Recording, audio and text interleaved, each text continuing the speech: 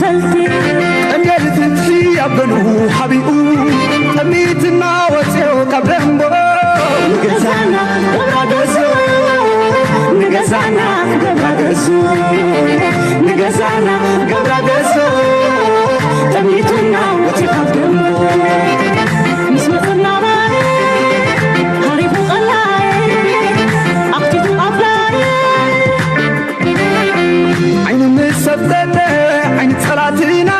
قدنا يونمبر ما استزانينا بحبح مسوفرة درتنا كدفة دولنا بحبار حوخنا كدفة ولا باش بيزي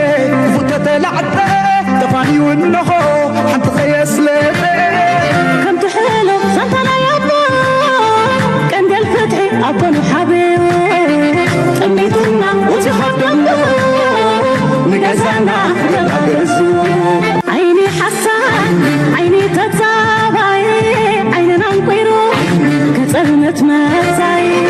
عيني تلمات كيرو قدما كنت مسمتعنا سعيرنا صلا دلونات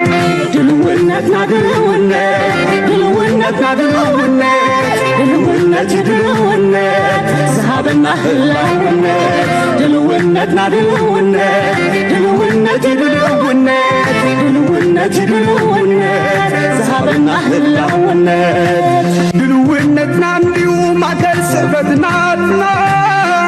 ايو خبلنا نديو ايو خلنتنا وتروح تنكب وتروح تدالو عدم كغوسكيس كاس ماسكي كاسالو وترو دلو دلوات حدا مسرح كوينا سكرنا يو أمبار كبرات سكامتنا وترو لنا بكسكاس كبرتاتنا من غاز نقرنا سدلي بدلو دكنا زيات دالو أبوانا سلو زيات دالو كبرتاتنا سلو تمالين لومن تمالين روادينا أقلن قادين تمالين لومن تمالين روادينا أقلن قادين أبسناتنا بطري أبسناتنا منبار دحر حصاب نفسار بخارينا التكبار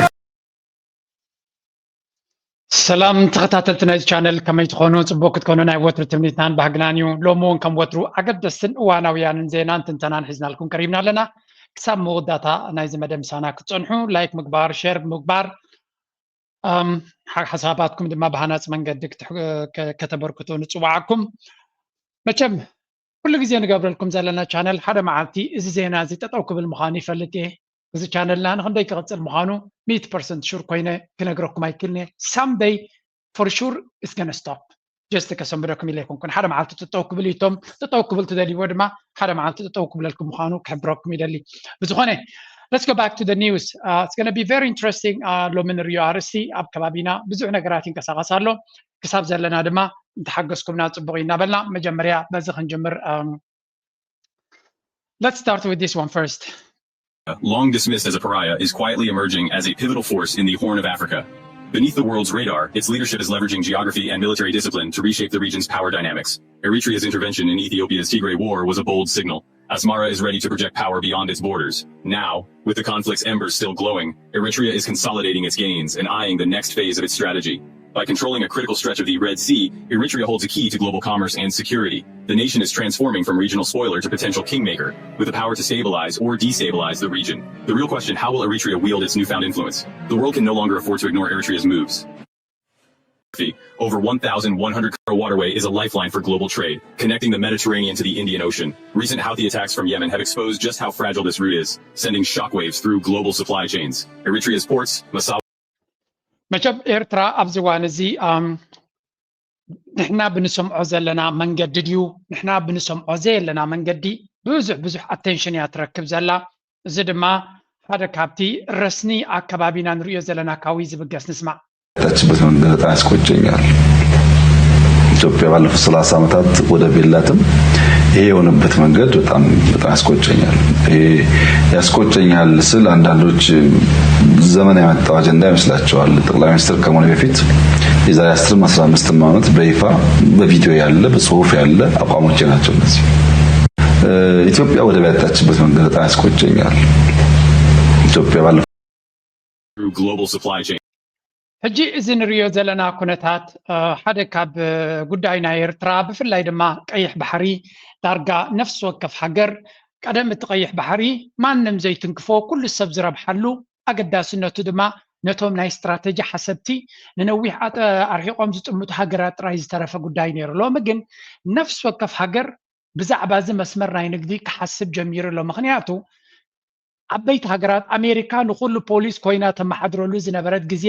ኣብቅዑ ኢሉ እዩ። መንከም ኢሉ ናይ ኣሜሪካ ናይ ስቴት ዲፓርትመንት ሓላፊ ማርኮ ሩቢዮ ደጋጊሙ ኢሉ እዩ ፖሊስ ናይ ዓለም ክንከውን ሸውሃት የብልናን ኢሉ። ሰብ ረብሓ ናቱ ባዕሉ ክሕሉ ኣለዎ። ንሕና ናይ ኩሉ ዓለማት ረብሓ ክንሕሉ ናይ ኩሉ ዓለም ድሌታቶም ንኸነስብረሎም ንገብሮ ፃዕሪ የለን። እዚ ድማ ኣብ ኩናት ናይ ዩክሬን ንሪኦ ኣለና።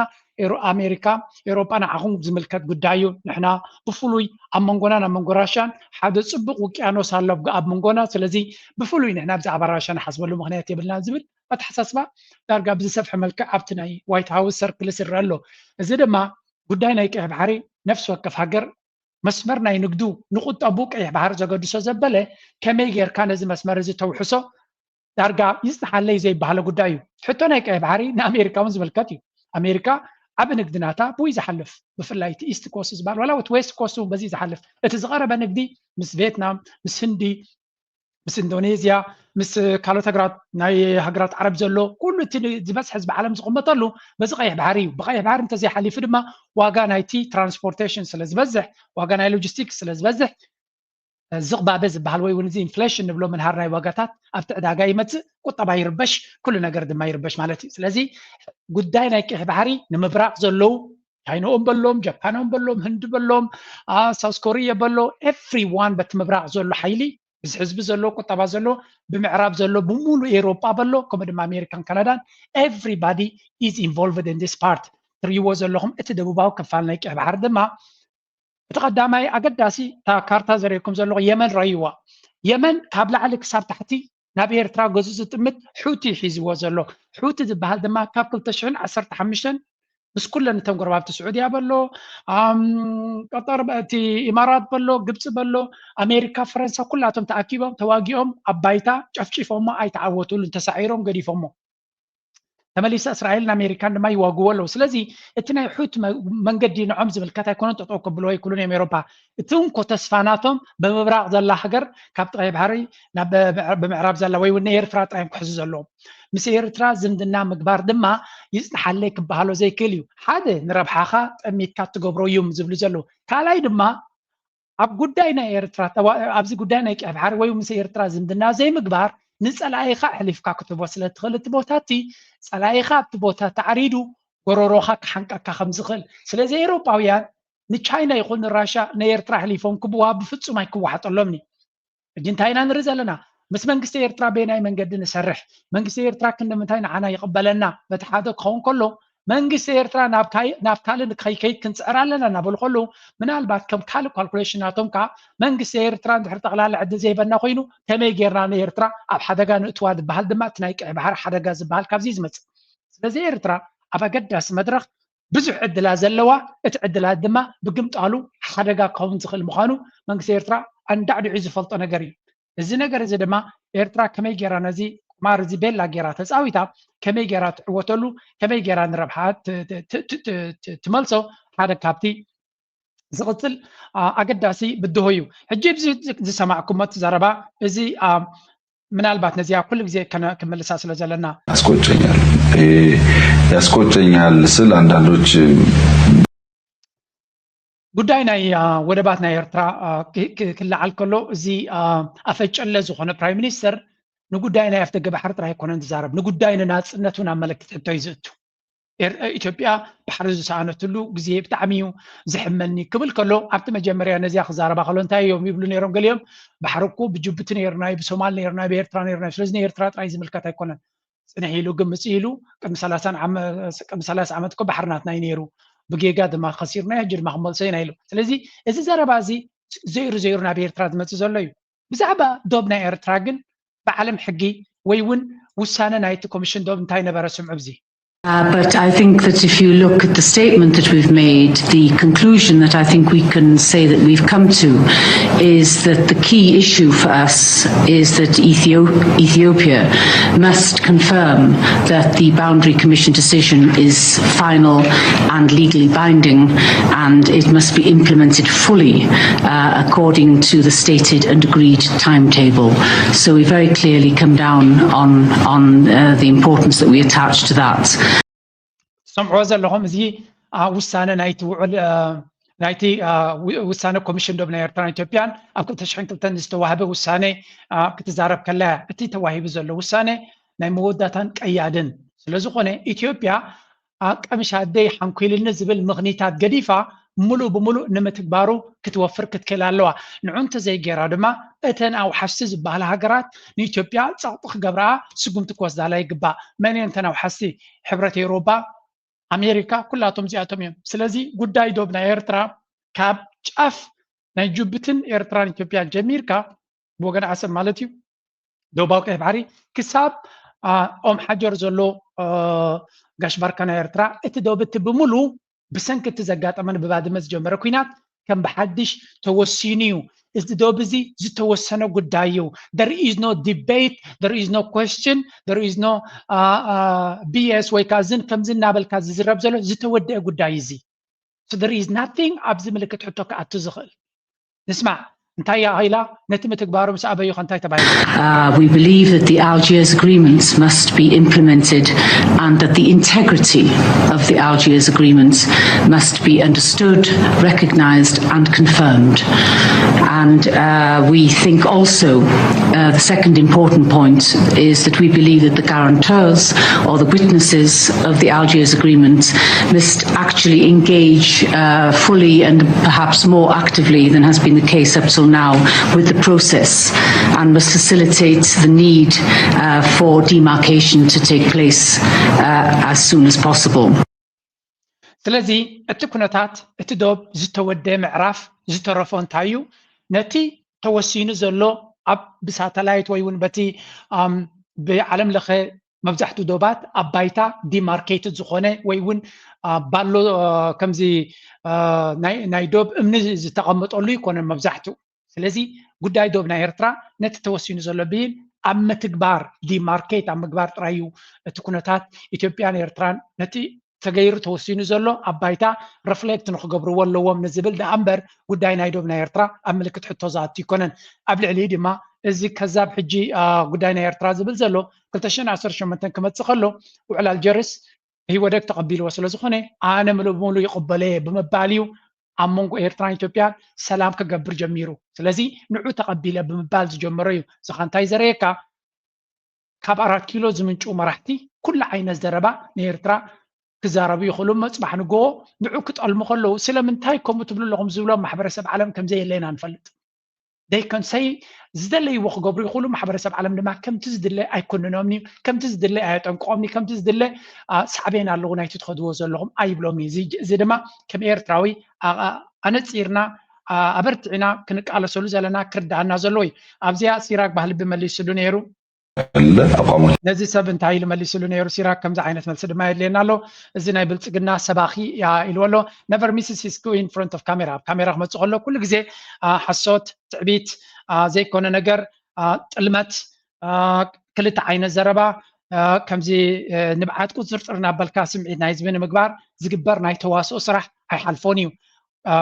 ወላ እቲ ዶክተር ኢልና ንኽንፅውዖ እውን እቲ ዶክተር ንባዕሉ ካበይ ከም ዝመፀ እውን ንፁር ስለዘይኮነ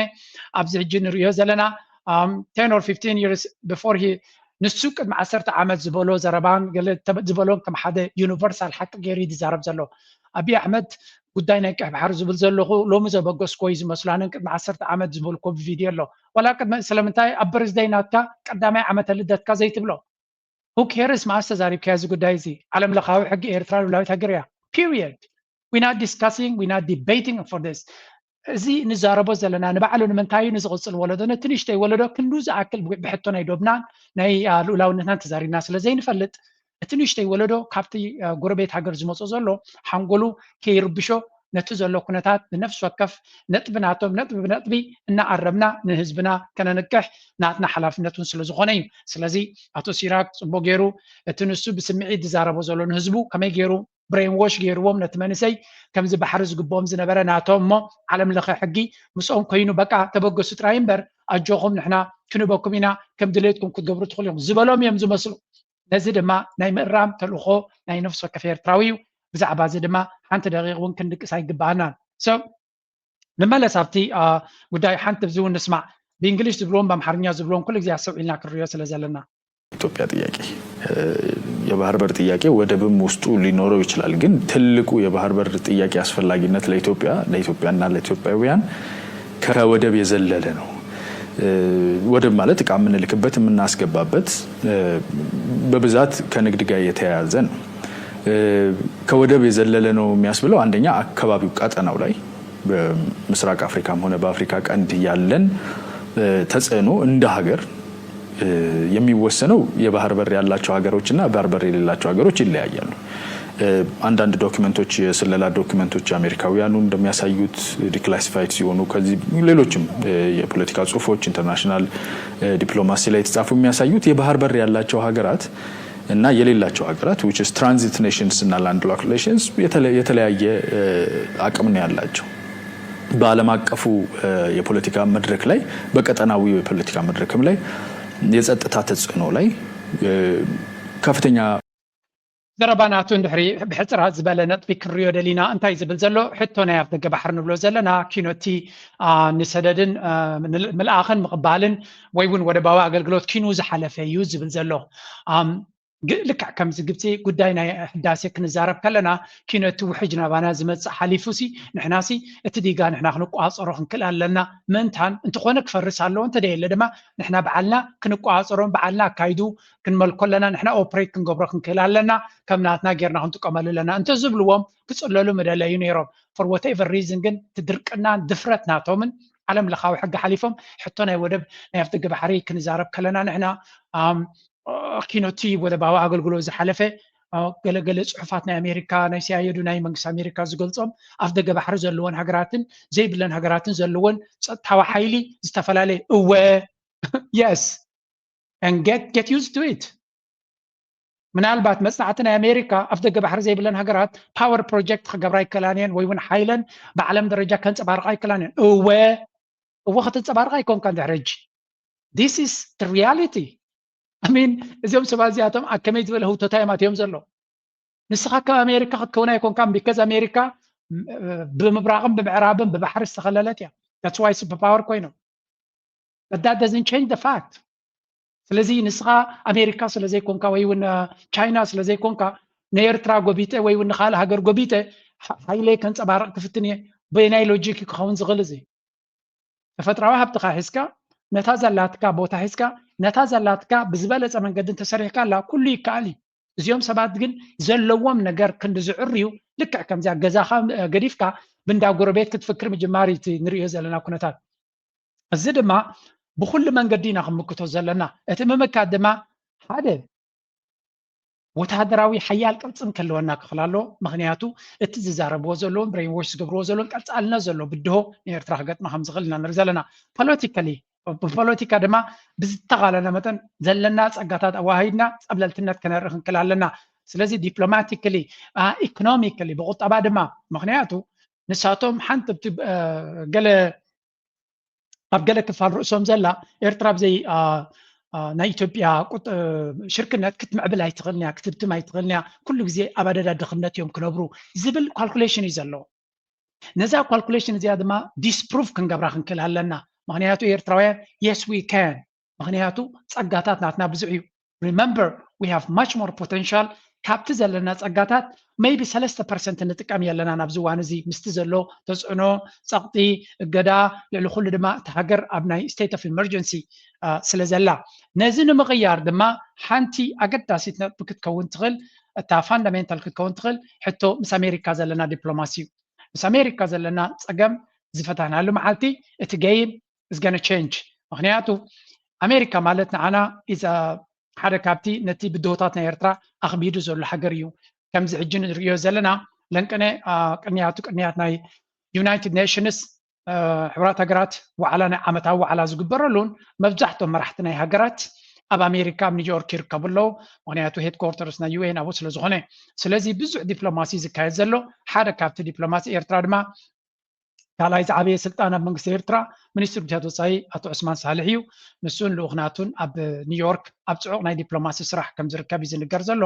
ሓደ ካብኡ ድማ እዚ ንሪኦ ዘለና ፅሑፍ እዩ Donald Trump administration reaches out to Asmara on the sidelines of the UN General Assembly. The US President's Special Envoy for Africa, Masad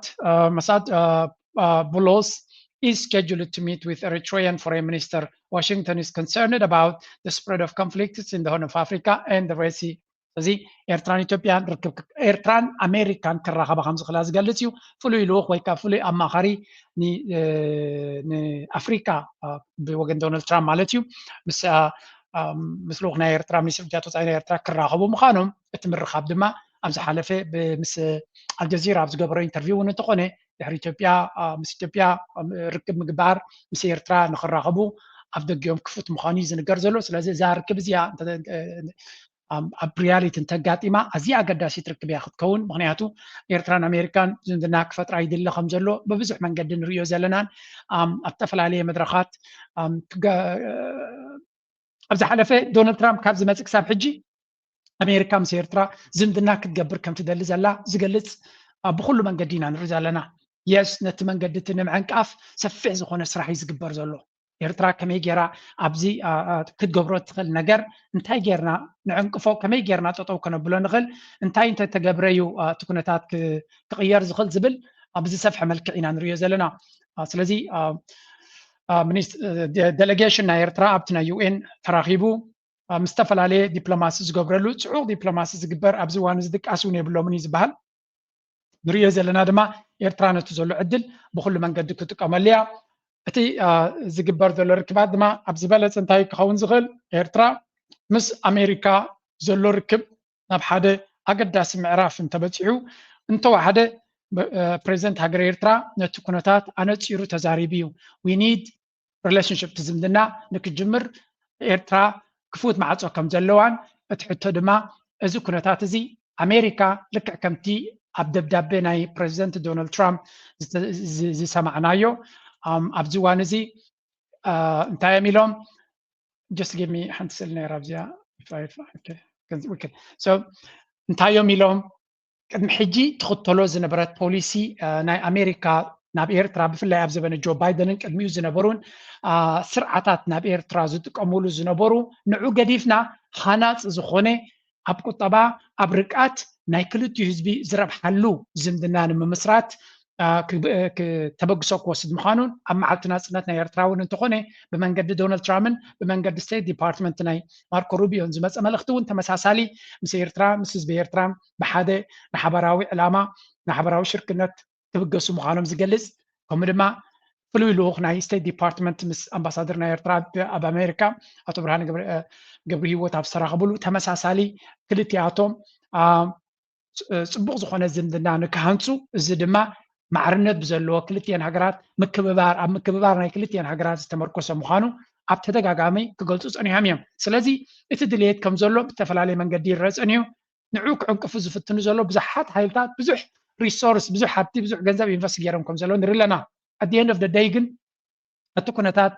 ኣብ መንጎ እዚኦም ክልተ ሃገራት እዩ ዝወድቕ ብወገን ኤርትራ ድሌት ከም ዘሎ ንርኢ ኣለና ኤርትራ ድማ ኩሉ ኣካይድኣ ጥንቃቐ ብዝመልኦ እያ ትኸይድ ዘላ ወላ ዲፕሎማቲካል እንተሪኢና ሓደ ካብኡ ኣብ ጉዳይ ናይ ፈለስጢም ዘሎ ኩነታት እንተሪኢና ኤርትራ ፍሉይ ነገር ትዛረብ የላን ወይ እውን ትገብር የላን እንታይ ማለት እዩ እዚ ንፈለስጢማውያን ስለዘይ ትድንግፀሎም ወይ እውን ነቲ ኣብ ፈለስጢም ዝግበር ዘሎ ስቃይ ወይ እውን ነቲ ናይ እስራኤል ነገር ሸለል ስለ ዝበለቶ ኣይኮነን ኖ ኤርትራ መራሕቲ ናይ ኤርትራ እንታይ ቀዳማይ ዕላማዎም ኣብ ናሽናል ኢንትረስት ናይ ኤርትራ ሃገራዊ ረብሓ ቀዳምነት ናቶም ከም ሰብ መጠን ከም ፖለቲካ መጠን ንፈለስጢም ክንድንግፀሎም ንኽእል ኢና ንህዝቢ ቃዛ ክንድንግፀሎም ንኽእል ኢና ኤርትራ ግን ንባዕላ ኣብ ብዙሕ ብዶታት ዘላ ስለ ዝኾነት ወላ ሓንቲ ኢዳ ከየተወት ኤርትራ ለንቀነ ክሓሚዋ እዮም ቀኒዮም ናይ ቃዛ ይግድሳን እዩ ገለዶ I'm really sorry sometimes we have to be selfish ሰዓት ክንከውን ክንርኢ ኣለና ንኤርትራ ዝምልከት ጉዳይ ጥራይ ዘገድሰና ስለዚ ክልተ ዓይነት ታክቲክ እዩ ቅድሚ 2 ዓመት ኤርትራ ሓያል ዝኾነ መርገፂ ኣብ ጎኒ ራሽያ ኮይና ነቲ መንግስቲ ኣሜሪካ ኣብ ዘበነ ጆ ባይደን ፕሬዚደንት ኢሳያስ ብዙሕ ግዜ ይሃርሞ ነይሩ እዩ ሕጂ ግን ጥንቅቕ ዝበለ ቃላት እዩ ዝጥቀም ዘሎ ቢኮዝ ንባይደን ኣንጻሩ ዝኸይድ ፕሬዚደንት መፅኡ ስለ ዘሎ ንሕና ብመትከል ኣንጻር ኣሜሪካ ኣይኮናን እቲ ኢንተረስት ናቶም ኣንጻርና ክኸይድ ከሎ ጥራይ ግብረ መልሲ ክንህብ ንኽእል እምበር ንሳቶም ፖሊሲ ክቕይሩ ዝኽእሉ እንተኮይኖም ንሕና ሕዱር ዝኾነ ፅልኢ ናይ ኣሜሪካ የብልናን ምስ ኣሜሪካ ዘዋግእ ጉዳይ እውን ስለዘይብልና ኣሜሪካ ንልውላውነትና ንሃገራዊ ረብሓና ነቲ ሃገርና ኣካይዳና ትሓፅረና ስለ ዘላ እዩ እቲ ግብረ መልሲ ክኸውን ዘለዎ እምበር ምስ ኣሜሪካ ምትፍናን ስለ ዝድለ ወይ እውን ከም ስትራቴጂ ምሶም ክርባእ ስለ እንደሊ ይኮነን ስለዚ እቲ መንግስቲ ሕጂ እውን እንተኾነ ከም ንሪኦ ዘለና ምስ ኣሜሪካ ኢንጌጅ ክገብር ፅምዶ ንክገብር ድልውነት ናቱ ኣነፂሩ የርኢ ኣሎ እዚ ድማ ህያው መርኣያ እዩ እቲ መንግስቲ ኤርትራ ማለት እዩ ከም መትከል ወይ ከም ስትራቴጂ ምስ ኣሜሪካ ምትፍናን ዝመርፅ ከም ዘይኮነ ኣሜሪካ ደይ መደይ ኢላ ከተጥፎ ኢላ ክትከይድ ከላ ግን ግብረ መልሲ ንክብ ኣንጻሩ ንክኸይድ ድሕር ዝብል ከም ዘይኮነ እዚ ንሪኦ ዘለና ናብ ኩንነት ንክቕየር ድማ ተስፋ ንገብር ከምዚ ኢሉ እናሃለዎ ከሎ እቲ ንሪኦ ዘለና ኩነታት ናብ ኩንነት ክኸይድ እናተቐየረ ከሎ ካልኦት ሃገራት ግን ስቕ ኢሎም ክርእይዎ ይኮኑ ነዚ ጉዳይ እዚ ንኩሉ ድማ ከም መንእሰይ ኮይና ክንዕዘበ ኣለና ዝኣክል ኣበርክቶ ድማ በብንኽእሎ ንክንገብር እዩ እቲ ዕላማ The Red Sea's renewed importance has triggered a modern great game in the Horn of Africa. Global and regional powers are racing to secure military bases, ports and alliances. Assab, at the center of this contest, has drawn the attention of the UAE, which used it as a military base during the Yemen war. China, the US, France, Japan and Italy all have bases in nearby Djibouti, making the region a hub of international military power. Turkey is expanding its influence in Somalia, while Saudi Arabia is planning major investments in Assab to counter rivals. This convergence of interest creates a volatile environment, opportunity and risk for Eritrea. For Eritrea, foreign interest brings investment but also the danger of being caught in great power rivalries. The future of Assab is now entangled in the strategic calculations of capitals from Beijing to Riyadh. The stakes have never been higher for this small port city. Assab's destiny is now a global affair. Italy's renewed interest in Assab is driven by three ሕጂ እንታይ ኢና ንርኢ ዘለና ኤርትራ ዝደልያ ሓይሊ ወይ እውን ኣብቲ ቦታ ናይ ኤርትራ ብዙሕ ሃገራት ዝተፈላለየ ረብሓ ንክገብሩ ይጓየዩ ከም ዘለውን ብርግፅ ተደላይነት ናትና ናይ ኤርትራ ተደላይነት ኣብዚ እዋን እዚ ላዕሊ እዩ ዘሎ ልዑል ተደላይነት ዘለዎ ነገር ድማ ልክዕ ከምዚ ወርቂ ኩሉ ሰብ ይደልዮ ግን ወርቂ እንተለካ ድማ ንብዙሕ ሓደጋታት ድማ ዝተቃልዐካ ኢኻ ስለዚ ልዑል ጥንቃቐ ክትገብር ክትክእል ኣለካ ማለት እዩ ዝለዓለ ምድላዋት ክትገብር ክትክእል ኣለካ ኩላቶም ሃገራት ምስ ኤርትራ ዘለዎም ሽርክነት ምስ ኤርትራ ዘለዎም ስትራቴጂ ምስ ኤርትራ ዘለዎም ዝምድና ደጊሞም ካልኩሌት ንክገብርዎ እዩ ኤርትራ ድማ ኣብ ሓደ ኣገዳሲ መድረክ ኮይና ንብዙሓት ሓይልታት ከተመዛዝን ክትፍትን እያ እቲ ሓደ ካብቲ ንኤርትራ ባዕሉታን ብኣወንታን ዝፀልዋ ዘሎ ጉዳይ ድማ ልክዕ ከምዚ ሕማቕ ኣብነት ክኸውን ይኽእል ግን ከም ኣብነት ክንወስዶ ፅብቕቲ ጓል ኣላ እዛ ፅብቕቲ ጓል ዓርኪ እንተዘይብላ ሰብኣይ እንተዘይብላ ረዲኹም ኣሎ ጠማትያ ብዙሕ እዩ ጠማትያ ጥራይ ግን ኣይኮነን ብሰንኪታ ጓል ካልእ በኣስን ፀገማትን እውን ይመፅእ እዩ ረዲኹም ኣሎ መን እዩ እቲ ዝያዳ ዝወስዳ ኣብ ዝብል ስለዚ ኤርትራ ፅብቕቲ ጓል ጌርኩም ከተቐምጥዋ ትኽእሉ ኢኹም እታ ፅብቕቲ ጓል ሓያል ኣቦን ሓያላት ኣሕዋትን ተለዋ ዝደፍራ የለን ዝደልያ ክህሉ ክእል እዩ ዝደልያ ብዙሕ ክኸውን ክእል እዩ ዝደፍራ ግን ክህሉ ይክእልን እዩ ኤርትራ ኣብዚ እዋን እዚ ደላያ ብዙሕ እዩ ንክድፈር ግን ኣይከኣለትን ኣላ ስለዚ እቶም ንኤርትራ ኣፍትዮም ምስ ኤርትራ ተሻሪኾም ረብሐኦም ክዕዝዙ ዝኽእሉ ብዲፕሎማሲ ይፅዕሩ ኣለዉ እቶም ኤርትራ ኣይትቕበለናን እያ ኢሎም ዝቐበፁ ድማ ንኤርትራ ብምድኻም ነቲ መንግስቲ ነቲ ሃገርን ብካልእ መንገዲ ጠምዚዝካ ኢዱ ዓፂፍካ ነቲ ህዝቢ ኣንበርኪኽካ ረብሓኻ ንኸተቐድም ዝግበር ዘሎ ረብሓን ቀደደምን ኢና ንርኢ ዘለና ስለዚ ከም ኩሉ ኤርትራዊ ኣብዚ እዋን እዚ ዝለዓለ ደረጃ ንቕሓት የድልየና ሓደ ንቕሓት የድልየና ካልእ ድማ ኩሉ ኤርትራዊ ሓድነቱ ኣሕይሉ ብሓደ ደው ክብል ይኽእል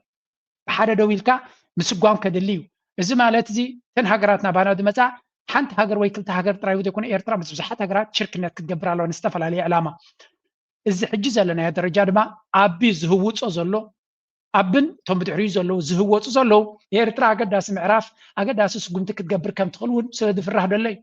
ብዙሕ ኣርቲክልስ ብዙሕ ፅሑፋት ብዙሕ ፖስት ይወፅእ ኣሎ ኤርትራ ምስ ጣልያን ብድሕሪ መጋረጃ ብዙሕ ርክባት ክግበር ከም ዝኽእል ብፍላይ ንወደብ ዓሰብ ዝምልከት ንወደባት ናይ ኤርትራ ዝምልከት ከምኡውን ምስ ስዑድያ ይበሃል ምስ ራሻ ኢሎም ስፔኩሌት ይገብሩ ምስ ቻይና እውን ኣሎ ይበሃል ምስ ኣሜሪካ ብዓብዪ ይፍተን ኣሎ ስለዚ ኣቢ ወላ እውን እቲ ኢትዮጵያውያን ናቶም እንተወሓደ ድራማ ክፈጥር ክኽእል ኣሎ ምክንያቱ ኤርትራ ክትከይድ ምዃና ኤርትራ ናብ ዝበለፀ ዲልስ ክትከይድ ምዃና ስለ ዝርድኦ ዘሎ እንተትቐደም ዝነበረ ስትራቴጂ ኣሜሪካ ኣብ ጎኒ ኢትዮጵያ ኮይና ንኤርትራ ማንም ከም ዘይኣቱ ስለዚ እቲ ረጂም ቼንጅ ዝበሃል ቀስ ኢሉ ክፍፀመለ ይኽእል እዩ ዝብል ሕልሚ ነይሮም ሎሚ ግን ኣሜሪካን ኢትዮጵያ ጉሒፎም ምስ ኤርትራ ዳይሬክትሊ ዲል ንክገብሩ ይፅዕሩ ኣለው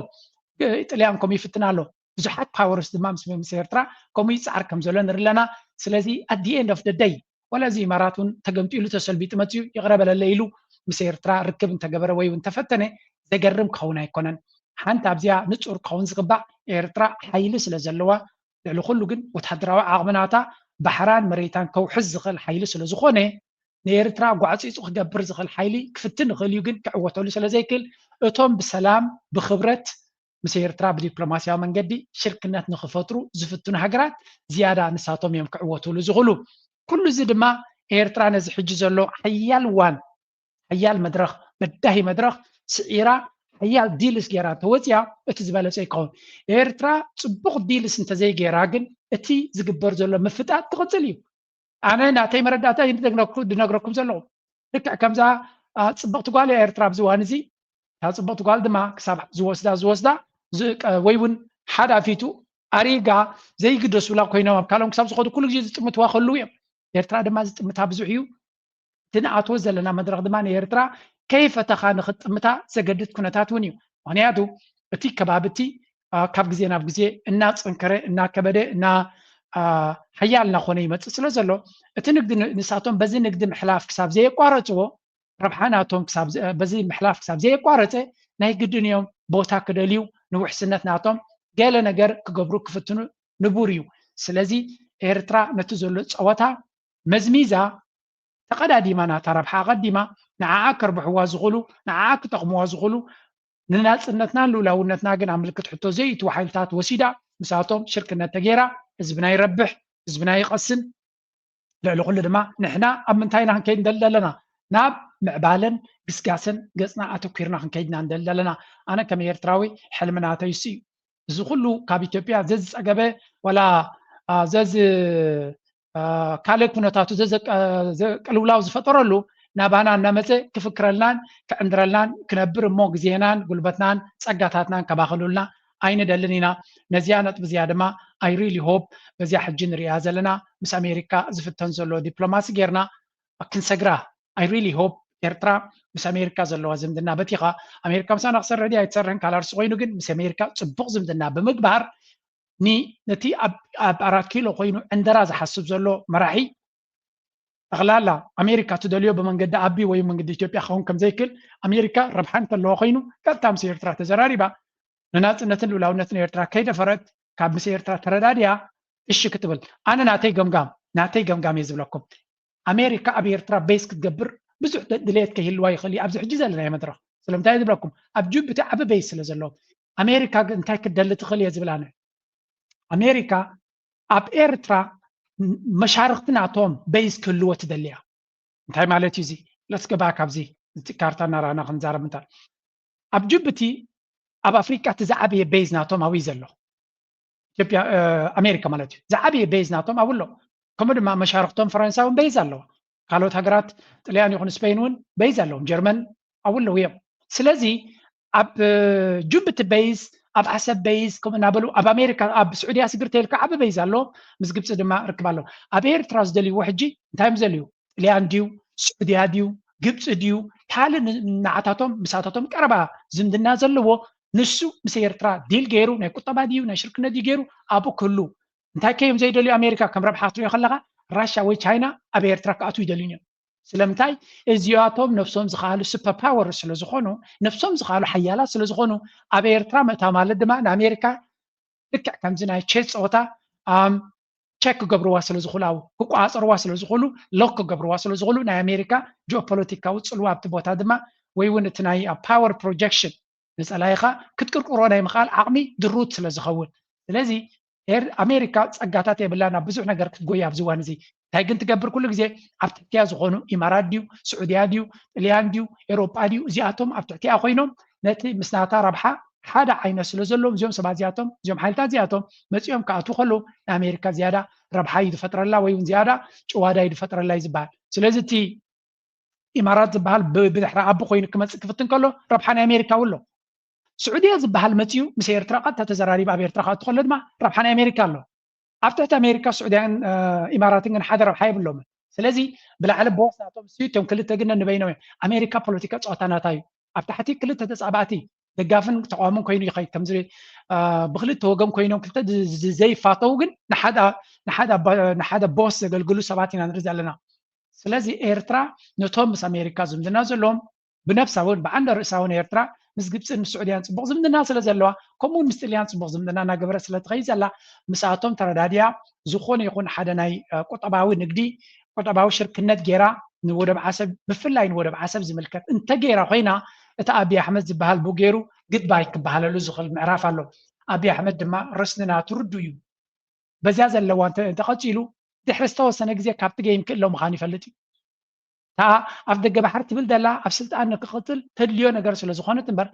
بقى جيرو أفدق بحر ركبي لي كنا سلازي إيرترات معرفنا يفدق بحر تعاتيات له بتبوش تعوزلو صقبناتو بوغيرو كفنجر كم زخونه ردو غيرنا نوزلنا ኢትዮጵያ عندما ጽቡቅ ገይሮም ፈሊጥ አመለው ትገይምናቱ ናበይ ገጹ ክኸይድ እንታይ ንኽገብር ነዛ ኩነታት እዚያ ሃፍኮፍ የብላ ከምዘሎ ደይነው ይታብ ዝስምዕዎም የአይቲ ኤክስፐርት ነው የቴክኖሎጂ ኤክስፐርት ነው የተሳካለት ወታደር ነው የተዋጣለት ወታደር እንደሱ ያለ ወታደር ስልጣን ባይዝ ኖሮ አገሪቷ ትበታተን ነበር ስለ ቴክኖሎጂ ከሱ ጋር የሚወዳደር ሰው የለም ዕውቀቱ አለው መንግስትን መምራትና ማደራጀት ከሱ ጋር የሚወዳደር ዕውቀትም ያለው በኢትዮጵያ ምድር ተወልዶም ታይቶም አይታወቅ አብይ Bitcoin is got amazing distribution in terms of its ownership around the world. So if you say to yourself, if 50 or 60% of the people that currently own Bitcoin believe it's an asset class, will they continue to buy Bitcoin? Will they continue to hold Bitcoin? Will they recommend it as an allocation in portfolios? If that's the case, then $200,000 is too low for Bitcoin. كم تري ورا لهم إذا حدا ناي بورتفوليو مانجر أبي إنفستريو أبزو وان زيب زعبا كريبتو أبزو زربالو زلوا في البيتكوين كم حدا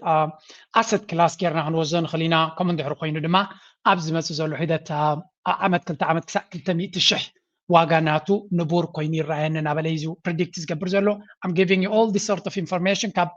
أبيتي بعلهم ريسيرش قبر ومن يمزون سبازياتهم حجيهم نبيتكوين أدوبت حجيهم كتقاموا لي جميرهم زلوناي قدم تتقامت ناتي يكونون إنفسترس نايتي وول ستريت إنفسترس يوم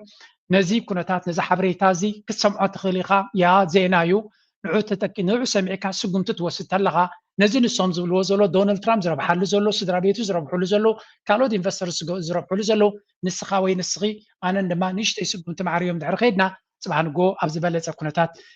كنت أن نحن غلينا ندولار زقو عصر وبعلو نعو قديفهم نابكالي إنفستي قبرو خمزلو جنزبهم بدولار كنت زقمتوا بإنفستمنت زقمتوا انتلو سلامنتاي نحنا كمو خنقبر زين مرت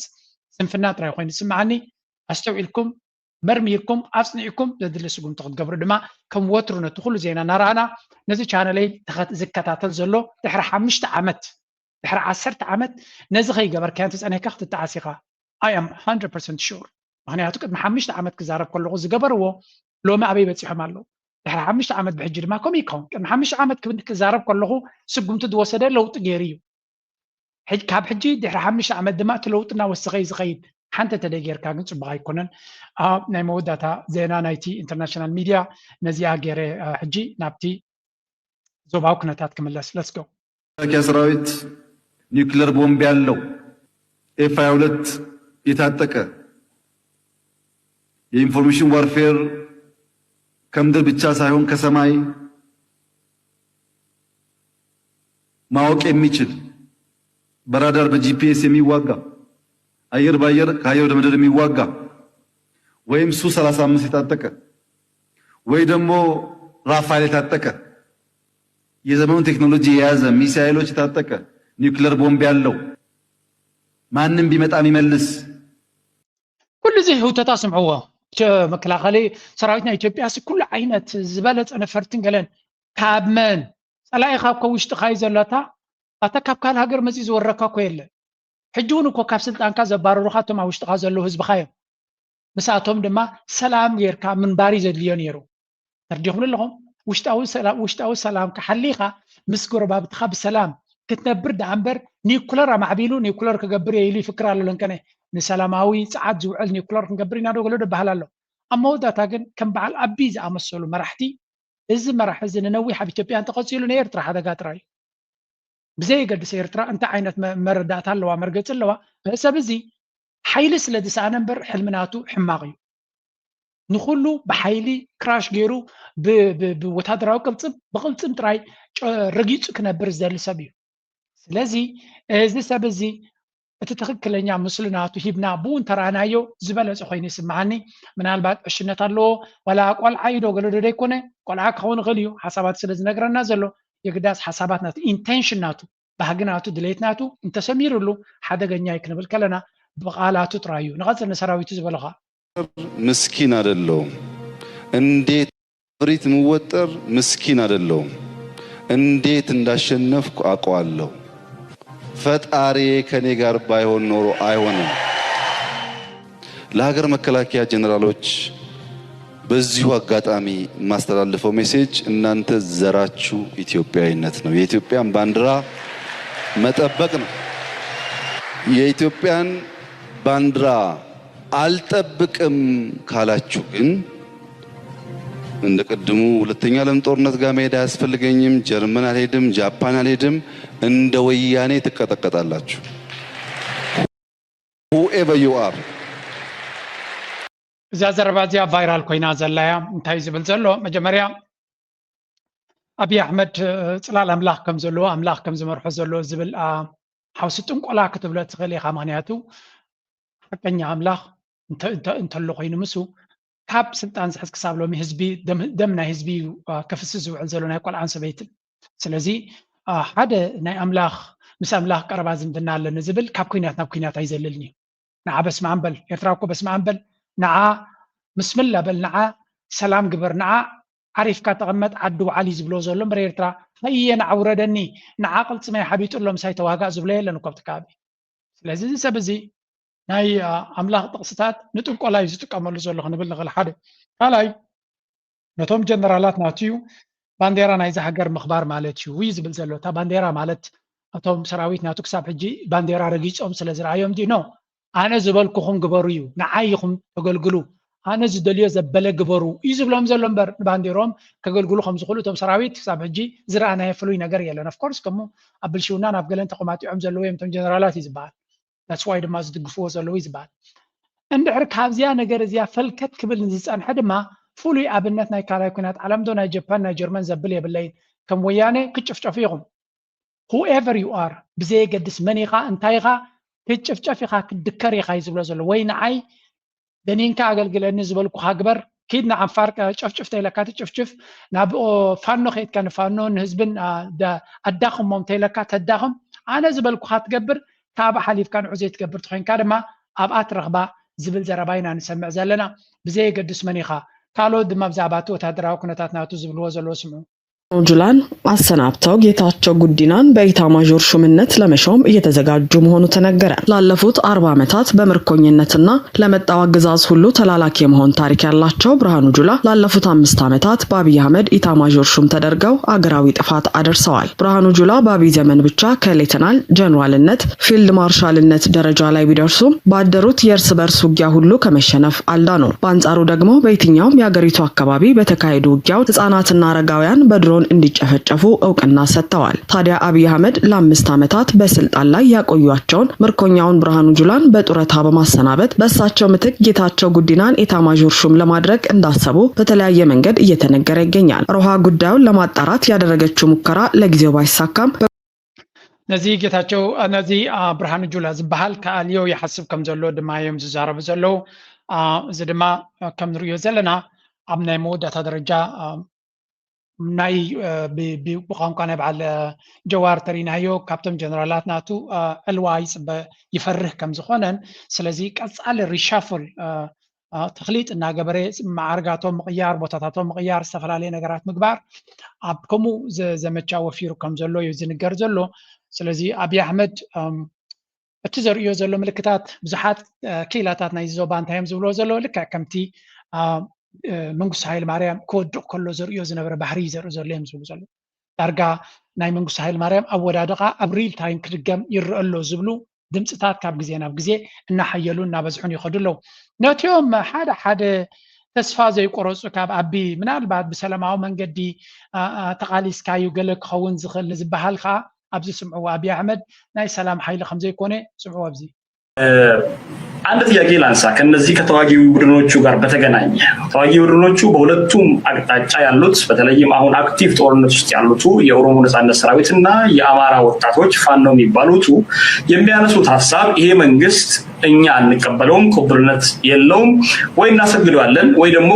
ሁሉን አካታች ኦል ኢንክሉሲቭ የሆነ የሽግግር ጊዜ መንግስት እናቋቁማለን የሚል ሐሳብ አላቸው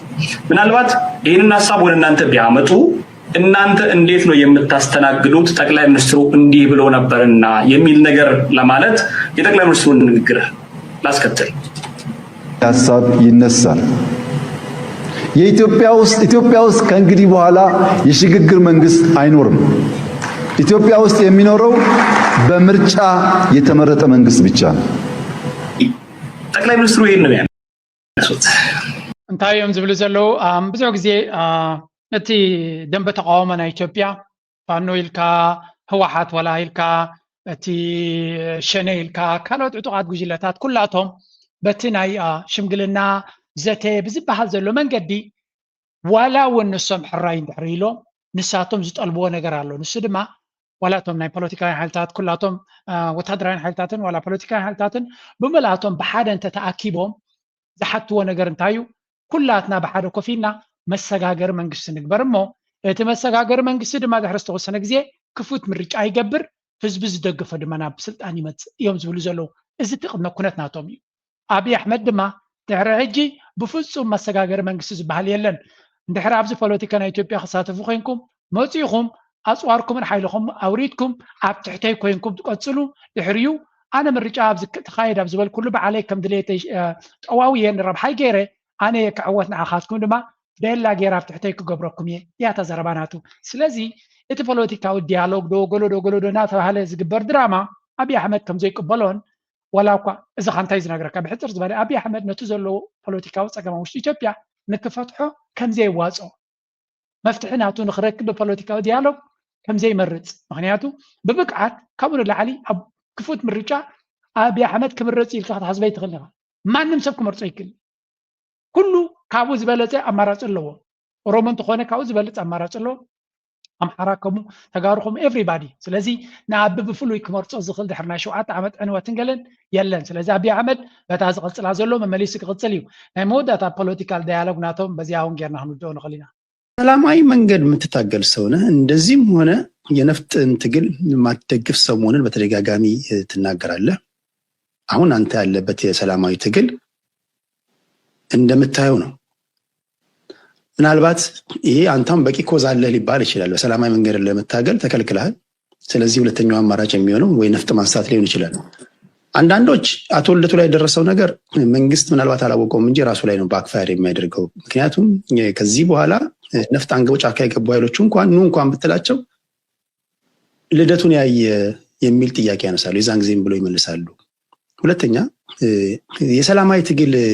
ነው የሚያስፈልገን ብሎ እንኳን የመንግስት ሰዎች ቢናገሩ አሁንም የልደቱ ስም ከዚህ በኋላ ሳይነሳ እንዳልፍ ነው የሆነው ያንተ ጉዳይ መፍትሄ ካላገኘ እንታዮም ዝብልዎ ዘለዉ እቲ ቶፒክ ድማ ብዓብዩ እዚ እንታይ እዩ ዝብል ወታደራዊ ብረት ኣልዒልካ ኣብ ኢትዮጵያ ተቃሊስካ ዝመፅእ ቃልሲ ኣይድግፉን እየ እዩ ዝብል ስለዚ እቲ ቃልሲ ፖለቲካዊ ዘይጎነፃዊ ቃልሲ ጥራይ ክኸውን ዘለዎ ኢልካ ኢኻ ተኣምን ስለዚ ንሸነ ይኹን ንፋኖ ይኹን ንካልኦት ሓይልታት ኣይድግፎም ኢኻ ትብል ኢሉ ንነፍስኻ ስኻ ድማ ፖለቲካዊ ቃልሲ ዘይጎነፃዊ ቃልሲ ንክትገብር ናብ ሃገርካ እውን ክትኣቱ ከልኪልካ ኣሎ ኣብ ስደት ኮፍ ኢልካ ኣለኻ እዩ ስለዚ ኣብ ውሽጢ ኢትዮጵያ ሓደ ሰብ ዘይጎነፃዊ ቃልሲ ፖለቲካዊ ቃልሲ ጌርና ንኣብን ነቲ ብልፅግናን ክንቃለሶ ኢና ክትብል ሓሶት ምዃኑን ኣብ ባይታ ዘየለ ነገር ምዃኑን ንስኻ ንበዓልካ ህያው ኣብነት ኢኻ ኢሉ ስለዚ ንስኻ ንበዓልካ ኣብቲ ዓዲ ኮይንካ ክትቃለስ ዕድል ዘይከፈተልካ ክነሱ ኣብ ኢትዮጵያ ዘሎ መንግስቲ ነቶም ብቅልፅሞም ዝፍትኑ ዘለዉ ሲ ንዑ ነቲ ብረትኩም ኣውሪድኩም ሲ ንዑ ብፖለቲካ ጥራይ ንረዳዳእ ብዘይጎነፅ ንቃለሶ ክትብል ከለካ ሲ ከመይ ኣቃጫጭ ወይ እውን ከመይ ጌርካ ላግፂ ክኸውን ዝኽእል ወይ እውን ኣይደኖ ክኸውን ዘይክእል ኣብ ባይታ እዮም ዝብልዎ ዘሎ ስለዚ ንስኻ ህያው ኣብነት ናይቲ ሰላማዊ ቃልሲ ዝበሃል ከምዘየለ ኣብ ኢትዮጵያ ኣብ ዘበነ ብልፅግናን ኣብን ብሰላም ተቃሊስካ ክስዕሮ ትኽእል ነገር ከምዘይኮነ ንስኻ ኣብነት ኢኻ እናበልዮም ዝርእይዎ ዘለው እዚ እቲ ፖለቲካዊ ዲቤት ናቶም ምዃኑ ናብኣጂ ናብቲ ዓሰብ ዝብልዎ ዘለውካ ንስገር ካለው ኢትዮ ኤርትራ ሆናዊ ሁኔታ ጋር ያገናኙታል እንዴት ታየዋለህ? እሺ መርሻ አመሰግናለሁ። ሁለቱን ነጣጥረን እንመልከት። ኤርትራ እንግዲህ ሰላማዊ በሆነ መንገድ ወደ ተባበሩት መንግስታት ወደዛ ይሄዳለው የሚል ነገር አንስታለች። በእርግጥ እዚህ ሶፍት በሆነ መልኩ ሰላማዊ በሆነ መልኩ እዚህ ከቀይ ባህር ጋር በተያያዘ ከአሰብ ጋር በተያያዘ እፈታለሁ ብላ መነሳቷ በሰላማዊ መንገድ ዝም ብለህ ስትመለከት ቅርፊቱ አዎንታዊ ይመስላል። ነገር ግን በእርግጥ ኢትዮጵያ የራሷ የሆነ ጠንካራ የሆነ በሰላማዊ ማዕቀፍ በህጋዊ ማዕቀፍ ቀይ ባህርን ወይ አሰብን አክሰስ የምታደርግበት ወይም ደግሞ የባለቤትነት የምትይዝበትን አሰብን የለም ወይ ብለን ስናስቀምጥ እንግዲህ ብዙ አሳማኝ ነገሮች አሉ። ኢትዮጵያ ይሄን ነገር ኦን ማድረግ የምትችልበት መቸም እቲ ዲቤት ናቶም ንዓሰብ እንተስነ ፖለቲካዊ ሓልኪ እንተስነ ቁም ነገር ካብቲ ዘረባ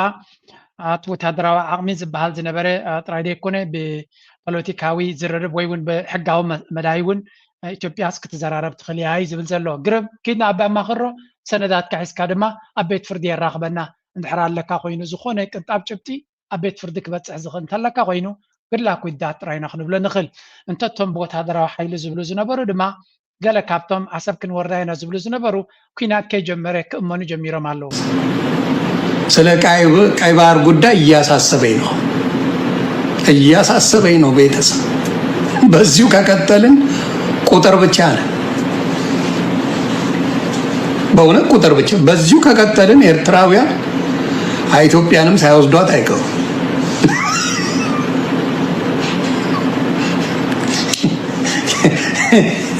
በዚሁ ከቀጠልን ቀይ ባህር እናስመልሳለን ብለን ሙሉ ኢትዮጵያን ወስደው ኤርትራ ብለው እንዳይጽፉባት ብሓፈሻ እዚ ገይማት ናይ በዓል ቲክቶክ እኮ ዝፈልጦ ይኮንኩን ዲኣነ እዚኣ ዘረባ እዚኣ ግን ኮለል ከብልዋ ርእ ኣለኹ። ኢትዮጵያውያን ብቁፅሪ እምበር ኣብ ቁም ነገር ከምዘይ ዕዉታት ከምዘይኮኑ እዮም ዝዛረቡ። ጉዳይ ናይ ዓሰብ ድማ ልክዕ ከምኡ እዩ። ቁፅሪ ስለ ዘለና ኣይኮነን ዓሰብ ክንወስድ ኤርትራውያን ተገምጢሎም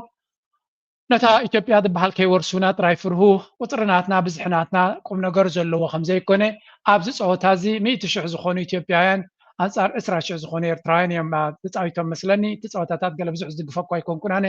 ክልቲኦም ኣይዶኖ ቲክቶክ ብዙሕ ስለ ዘይመላለስ ዝርዳእኒ ብዙሕ ኣይኮነን። ግን ክልቲኦም ኢትዮጵያውያን እንተኮይኖም ኤርትራውያን ድማ ኣበርክቶ ገይሮም ተነይሮም ብጊፍትን ብገለን ዘሐጉሰኒ ኩነታት ኣይኮነን። ግን እቲ ፖለቲካዊ ትንተናናቱ ዝብልዎ ዘለዎ ግን 20,000 ዝኸውን ኤርትራዊ ዝተሳተፈ ከመይ ጌርና 100,000 ዝኾኑ ኢትዮጵያውያን ክስዕሮም ክኢሉ ንዝብል ወል ኳሊቲ ኣባፍ ኳንቲቲ ይብሉ ብእንግሊሽ ኳሊቲ ኩሉ ግዜ ብሉፅነት ኣብ ብዝሒ ዘይኮነ ብሉፅነት እዩ። ስለዚ መቸም በቲ ዝርዶም ቋንቋ እውን ገለገለ መንእሰይ ክርዶም ጀሚሩ ኣሎ። ጉድቲንግ ንሕና ኩናትን ወረ ኩናትን ኣይንደልና ዘለና ብኣግኡ ነገራት ክርዶም ተጀሚሩ ድማ ንዓና ገዳሲ ክብል ይደሊ። ሕጂ ናብቲ ናይ ተጋሩን ናይ ኤርትራን ክንሰግር ጌታቸው ሌት ሆኖባቸው ልክ ሲታመም ነው ያመጡት። አያገለግላቸውም ብዙ ከዚህ በኋላ አያገለግላቸውም ስለማውቀው ነው። ልክ ብዙም አላገለገላቸው ብዙም እነሱ ጠብቀውት ነበር ጌታቸው ብዙ ይቆይልናል ያገለግልናል ብለው አገለግልም ሚዲያ ላይ መናገር ስለሌለብኝ ነው። እዛ ዘረባ ካብ ስታሊን ትወፅእ ዘላ ኣነስ ካብቲ ትርኢቱ ጥራይ ኣብታ መመረቕታ ናይ መፅሓፍ ኣብዪ ኣሕመድ ጌታቸው ረዳ ገፁ ምስ ራኾስ ባሃይበለኒ ነይሩ ከም ንሪኦ ዘለና ድማ ትዝገመትናዮ ከም ስታሊን ይነግሮ ኣሎ። ጌታቸው ረዳ ብዙሕ ክጠቕመ ኢሉ ሓሲቡ ነይሩ ኣብዪ ኣሕመድ ምክንያቱ ካብኣቶም ዝሓሸ መረዳእታን ፍልጠትን ኣለዎ ስለ ዝበሎ ንዑ ኣብቲ ፖለቲካ ንነዊሕ ክፃወተሉ ይሓስብ ነይሩ። ብሰንኪ ትጥዕና ዘለዎ ፀገም ግን ንብዙሕ ክገልግሎ ከምዘይክእል ስለ ዝፈልጥ ዘሎ እዩ ብፀሓቂ ክጥቀመሉ ዝፍትን ዘሎ ብዙሕ ክንዛረባ ይንደልና። ግን እቲ ኩነታት ነዚ ዝመስል እዩ ዝበሃል ዘሎ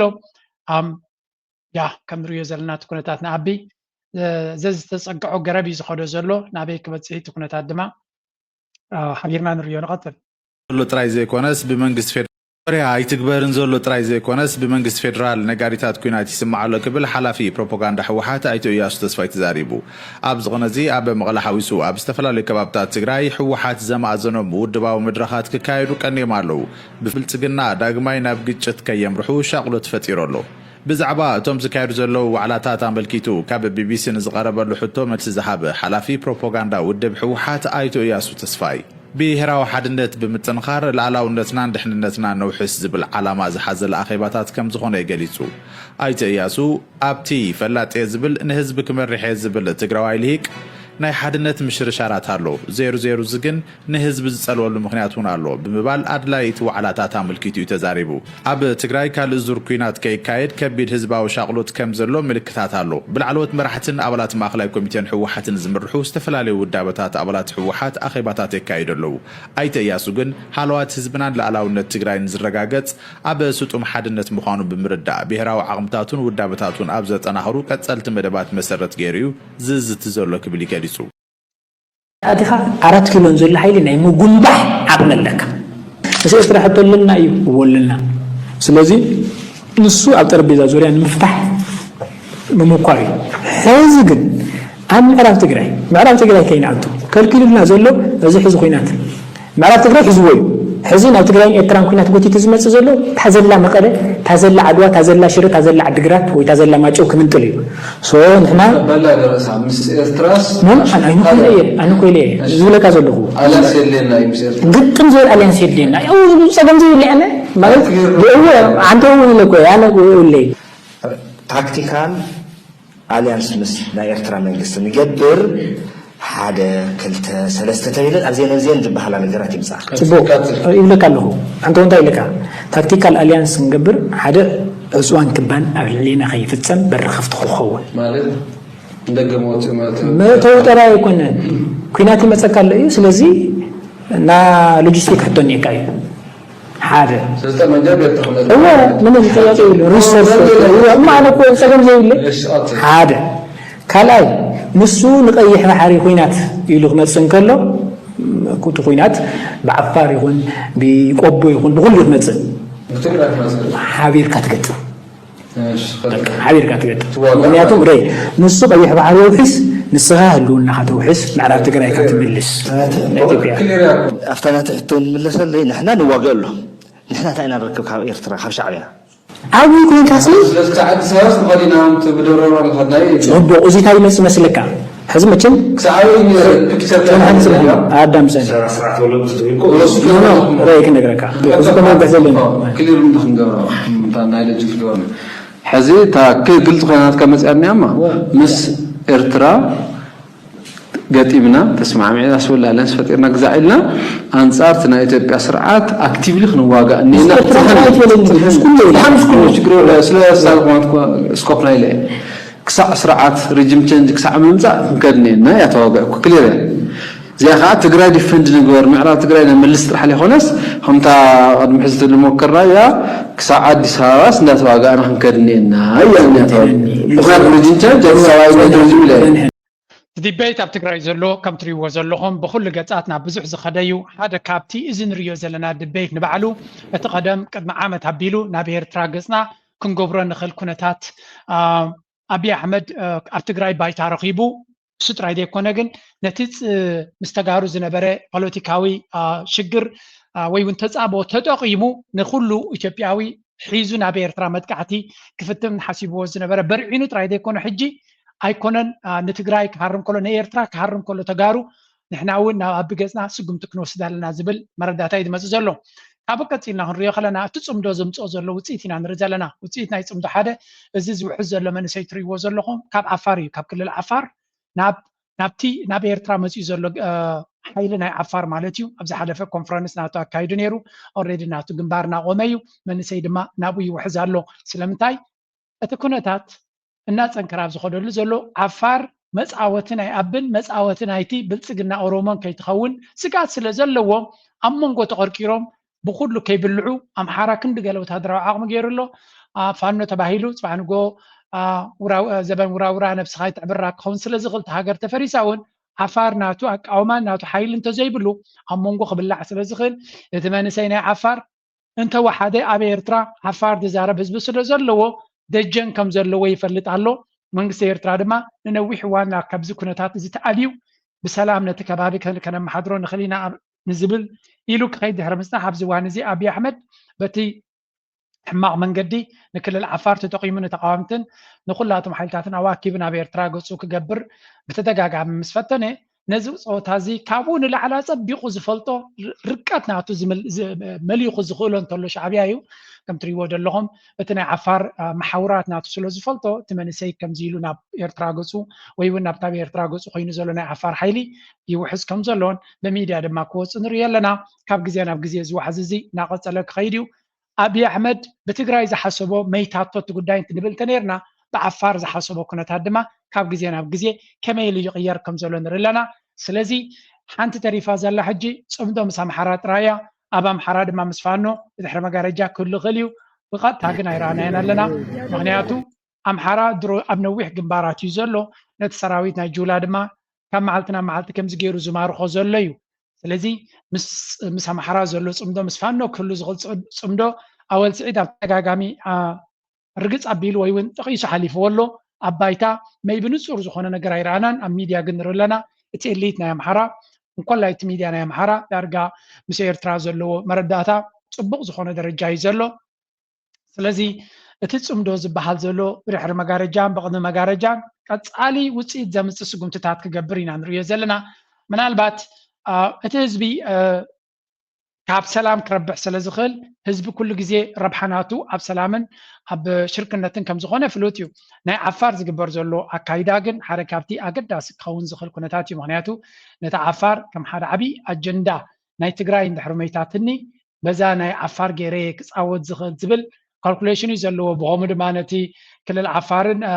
መራሒ ናይቲ ክልል ዓፋርን ብተደጋጋሚ ክጠቕስዎን ኢማራት እውን እንትኾነ ኣብኡ ናይ ተምሪ ሙሳዲ ዋላ ናይዚ ፓልሚ ትሪ ፌስቲቫል ድዩ ገለ ተባሂሉ ብዙሕ መናውራታት ክግበር ኢና ፀኒሕና ኢና ነዚኣ ናይ ዓፋር ብድሆ ድማ ሻዕብያ ኣተኩሮ ሂቡ ይሰርሓላ ከም ዘሎን እዛ ናይ ዓፋር ጉዳይ እንተተወዲያ ድማ ከም ንሪኦ ዘለና ኣብይ ኣሕመድ ጉዳይ ናቱ ኣብ ውሽጢ ኢትዮጵያ ዝውዳእ ክኸውን ስለዚ እዛ ናይ ዓፋር ምሕታም ጥራይ ተድልዮ ዘላ ሻዕብያ ሞር ኣብ ናይ ዓፋር ኣተኪርካ ዝግበር ዘሎ ስራሕ ድማ ኣብ ባይታ ውፅኢት ከምፅእ ዝኽእል ምዃኑ ንሪኦ ኣለና ኣብ መወዳእታ እቲ ናይ ሻዕብያ ኣካይዳ እዚኣ እውን ሓንቲ ስእሊ ካብ ሩዋንዳ ወፂኣ ዘላ ፅምዶ ናይ ስፖርተኛታት ድማ ብዝብል ኣብ ኪጋሊ ሩዋንዳ ከም ትሪእዎም ዘለኹም ተራኺቦም ከም ዝነበሩ ኣትሌታት ናይ ኤርትራ ወይ ተወዳደርቲ ናይ ኤርትራ ምስ ናይ ኢትዮጵያ ብሓደ ተሳኢሎም ጊድዮን ኣውሪድዋ ነይሩ this might just be our favorite snapshot of the week ስፖርትስ ስፖርት ልዕልቲ ናይ ፖለቲካ ኣጀንዳ ክሓልፍ ዝኽእል እዩ ኣብይ ኣሕመድ እኳ ክፈትዋ ዝኽእል ኣይመስለንን ብሓፈሻ ግን ኤርትራ እቲ ፅምዶ ትብሎ ዘላ ኪኖቲ ናይ ኣብ ትግራይን ኣብ ዓፋርን ኣብ ካልእን ዝካየድ ዘሎ እንኮላይ ምስቲ ንኢትዮጵያ ሃገራዊ ማልያ ናይ ኢትዮጵያ ዝለበሰ ኣይደኖ ከመይ ኢሎም ከማ ኣብቲ ውድድር ተዓዲሞም ዋላ ኣብቲ ካልኣይ ሊግ እዮም ክወዳደሩ ኢትዮጵያ ኣብቲ ናይ ኣፍሪካ ወርልድ ቻምፒዮንሽፕ ናይ ዓለም ወርልድ ቻምፒዮንሽፕ ክሳተፉ ይኽእሉ ድዮም ኣይደኖ ኢትዮጵያ ኣብ ክሳተፍ ትኽእል ዲያ ዓቕሚ ኣለዋ ድዩ ዝፈልጥ ኮ የብለይን ትፈልጡ ፀሓፉ ኤርትራ ገለ ካብተን ዓበይቲ ክለባት እየን ኣብዚ ወርልድ ቻምፒዮንሽፕ ድማ ዓበይቲ ክለባት ጥራይ ዓበይቲ ሃገራት ብሽክሌታ ሓያላ ዝኾነ ጥራይ ልክዕ ከም ዋንጫ ዓለም ስለ ዝኾነ ማንም ሰብ ኣይኮነን ሳተፍ ኢትዮጵያ ድማ ዓውዲ ብሽክሌታ ኣይደኖ ማለት ብሽክሌታ ዝውር እኳ ሃልዎም እዮም ግን ኣብቲ ውድድር ኣብቲ ራንኪንግ ዘላ ይመስለኒ ታሕቲ እያ እንተላ ስለዚ ብዝኾነ ግን ኣብኡ ተራኺቦም እዛ ስእሊ ርኢና ኣለና ፅቡቕ ነገር እዩ ሰላም ኣብ ህዝቢ ስለ ዝበቁል ንሪኦ ዘለና ኩነታት ንርኢ ኣለና ኤርትራውያን ድማ ብብዝሒ ሸር ዝገብርዎ ዘሎ ቪድዮታት ነዚ ይመስል ምስቲ ኩነታት እውን ዝኸይድ ስለ ዝኾነ ኣይንህብን ናይ ዳማትና ከዓ ኣይንደልን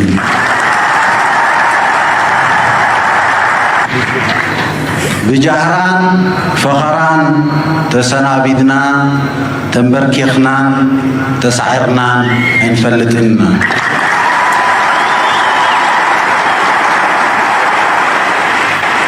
ዝፈከሩን ዝተጃሃሩን እውን ስለ ዝረኣናን ስለ ዝረብረብናሉን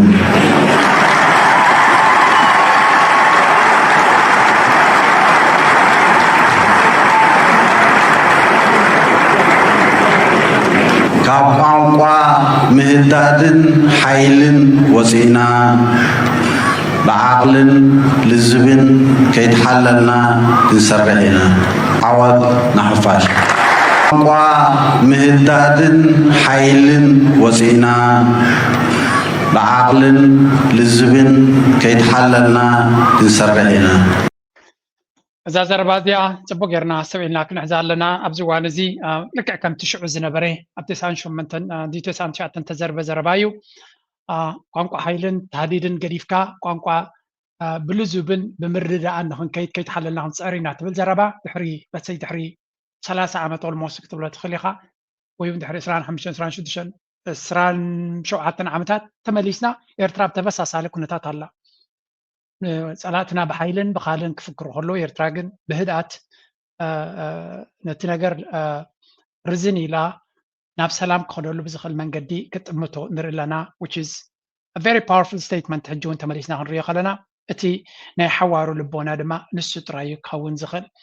ካልእ ናብ ኣገዳሲ ነጥብስካ ክንሓልፍ ሓንቲ ብዚ ለንቀነ ዝሰማዕኳ ቪድዮ እስካ ክንከይድ unique. Is it their faces which seem to carry both Africa and Arabia? Is it their DNA which traces back to some of the earliest humans on Earth? Or is it their culture, shaped by centuries of migration, trade, and survival? Today, we'll dive deep into the unique identity of Eritrea, exploring its DNA, ancestry, and the remarkable story written on the faces of its people. Eritrea sits on the Horn of Africa, just across the Red Sea from Yemen and Saudi Arabia. This location made Eritrea a crossroads of civilizations for thousands of years. Ancient Africans migrated. እንታይ እዩ ዝብል ዲኤንኤ ናይ ኣፍሪካ ናይ ኤርትራውያን ሲ ከመይ እዩ ብዙሕ ግዜ ኤርትራውያን መበቆል ናይ ኤርትራውያን ክዝረብ ከለዋላ ናይ ቀርኒ ኣፍሪካ ካብ ካልኦት ኣፍሪካውያን ፍልይ ዝበለ ቴክስቸር ናይ ገጽ ናይ ሕብርና ወይ እውን ምስልናስ ካብቶም ናይ ኣፍሪካውያን ፍልይ ዝበለ እዩ እንታይ እዩ እቲ ምንጭ ዝብል ኣፍኮርስ ብዙሕ ኣዛራባ ርእሲ እንዲሁ ግን ንሱ ከም ዝብሎ እቲ ቦታ እቲ ብዙሓት መስመር ናይ ንግዲ ከም ምዃኑ መጠን ኤርትራ ብብዙሕ ምንቅስቃሳት ትፅሎ ዝነበረት ክትከውን ከም ትኽእልን መፃፅኣ ናይቲ ህዝቢ እናገለፀ ይዛረብ ግን ኣይ ቲንክ እዚ ዓይነት ትሕዝቶ ከምዚ ዓይነት ትሕዝቶ ብእንግሊሽ ክዳሎ ይፍተን ስለ ዘሎ ሰፖርት ግበርዎም ብብዝሒ ክወፅእ ድማ ንደልዮ ስለምንታይ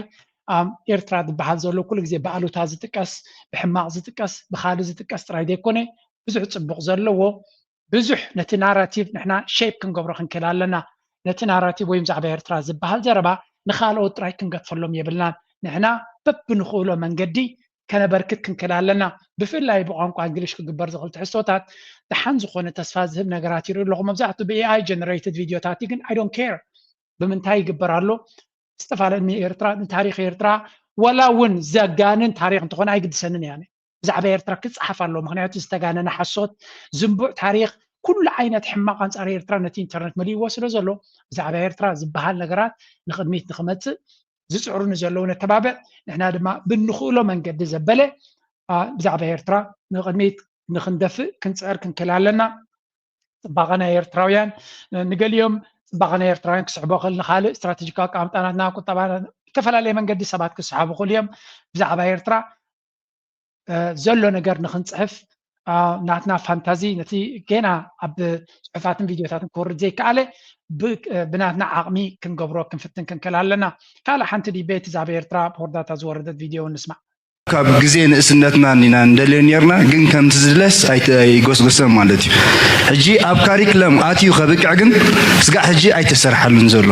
ኣብቲ ካሪክለም ኣብ ቴክስትቡክ ዝከረኒ 9293 ካልኣይ ክፍሊ ሳልሳይ ክፍሊ ከለኹ ነይሩ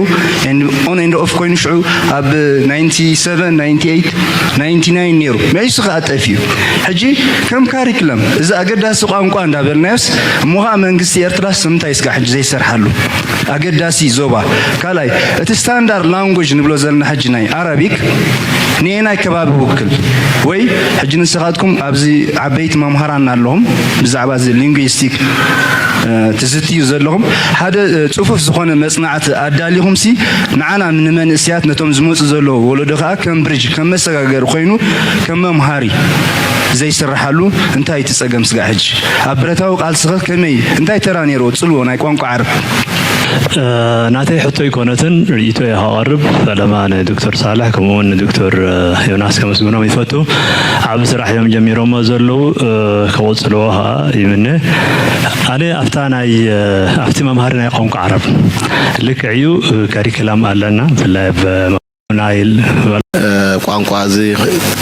ኮት دحان تهذربان وحده بلت انديا قانقانا عرب زملكت ابتي كاريكولم ناتنا مستي كبابينا زلو قانقا عرب قداسنا سلو زلوس بخمي كر لو سلمتاي تمرتي بعمق قد يتسرحلو زبل ديبيت يو تملتي دارغا كنتات طبعا هاجرن بر كم بوليسي درجه عرب سبكي مهار كم زي كونيو ملسي زلو انا كريو خلو ግን عرب اقداس ቋንቋ مخانو دقيمه بزو زي تزاريبه ግን عرب كا አሉታዊ ጎን ድማ ኣለዎ ልክዕ ከም ቋንቋ እንግሊሽ ከምኡውን ኣምሓርኛ to some extent ዓረብ እውን ፀኻጥ እዩ ፀኻጥ ክብል ከሎ ቋንቋታት ናይ ምድምሳስ ክእለት ዘለዎ እዩ ዓረብ ነቲ ካልእ ቋንቋታት ናይ ኣፍሪካ ኣብ ምድምሳስ ዓብ ግደ ዝተፃወተ እዩ ኣብ ሱዳን ብዙሕ ቋንቋታት ብሰንኪ ዓረብ ከም ዝጠፍኡን ኣብ ካልእ ድማ ቋንቋ ዓረብ ናይ ካልኦት ቋንቋታት ናይ ምድምሳስ ክእለት ኣሎ ስለዚ እዚ ኣብ ግምት ኢቲኻ ክኸውን ኣሎ እቲ መበቆላዊ ቋንቋታት ናይ ኤርትራ ካብ ዓረብ ክመፅኦ ዝኽእል ሓደጋ እውን ኣብ ግምት ክኣቱ ክኽእል ኣሎ أتليست حجة إسرع مشان زي بيت زي بتمكرون بزح ترى يلو كون سلازغل تنكا غزل لي خليني سمعني قانق عربي سابير تراقل داس قانق أيو ولا حنت ديسكشن يبلون تراي نتي أوريجينال قانق تادما زأكل سندان ناقبركا نخيط أف ناتتنكا كمانات فيلم تادبو متحفت بو بخمن خال خرين تجمير سب نت قانق تاتنا يمرسع كلتون دفيتون كونه سلازغل زيادة قلت من قسون أبدي بيت درجة زربلو سلازلاوش تعدي أقداس خليني سمعني ثم نساعد ما بهمو قانق عرب نبزح حسابات كم قانق أقداس قانق غيرهم زري وسباتون سلازلو قانق عرب أبت من قسي بريزنت نيرتران أبنت قانق عرب تتكامي أبتنا عرب هجرات خيط كله عربي ديزارب which is good